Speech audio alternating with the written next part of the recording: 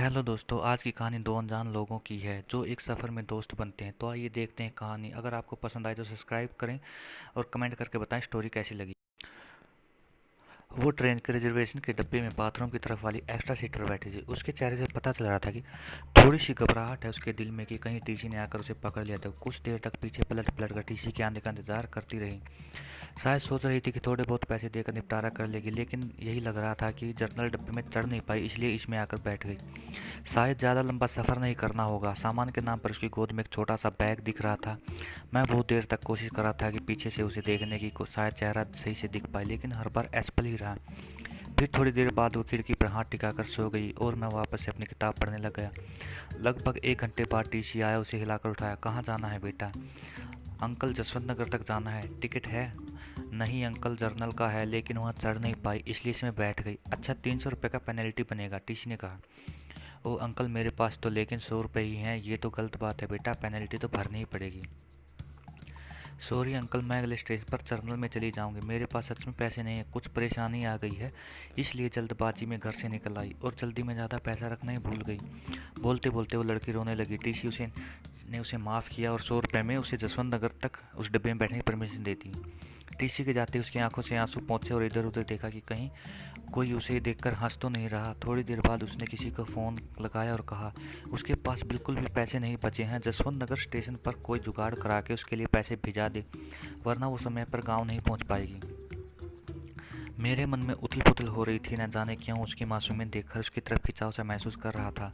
दिल कर रहा था कि उसे पैसे दे दूं और कहूं कि तुम परेशान मत हो और रो मत, लेकिन एक अजनबी के लिए इस तरह की बात सोचना थोड़ा अजीब था। उसकी शक्ल से लग रहा था कि उसने खाया पिया भी नहीं है शायद सुबह से, और अब उसके पास पैसे भी नहीं थे। बहुत देर उसकी परेशानी में देखने के बाद कुछ उपाय निकालने लगा जिससे कि उसकी मदद कर सकूं और फ्लर्ट भी ना कह पाऊं। फिर मैं एक फिर मैं एक पेपर पर नोट लिखा। बहुत देर से तुम्हें परेशान देखते हुए देख रहा हूँ। जानता हूँ कि एक अजनबी हम उम्र लड़के का इस तरह तुम्हें नोट भेजना अजीब भी होगा और शायद तुम्हारी नज़र में गलत भी, लेकिन तुम्हें इस परेशानी में देखकर मुझे बेचैनी हो रही है, इसलिए 500 रुपये दे रहा हूँ। तुम्हें कोई एहसान न लगे इसलिए मेरा एड्रेस भी लिखा है। जब तुम्हें सही लगे मेरे एड्रेस पर पैसे वापस भेज सकती हो।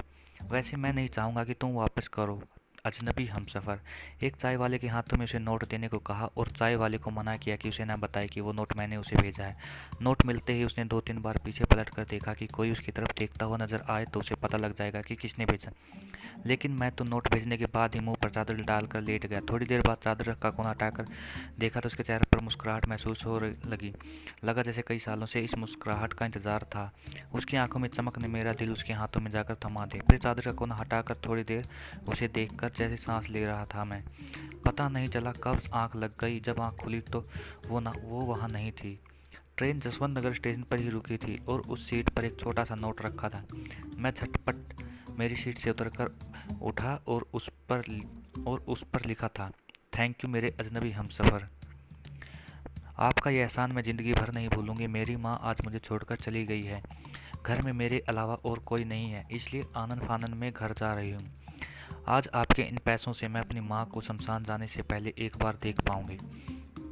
उनकी बीमारी की वजह से उनकी मौत के बारे बाद उन्हें ज़्यादा देर उनकी बीमारी की वजह से उनकी मौत के बाद उन्हें ज़्यादा देर घर में नहीं रखा जा सकता।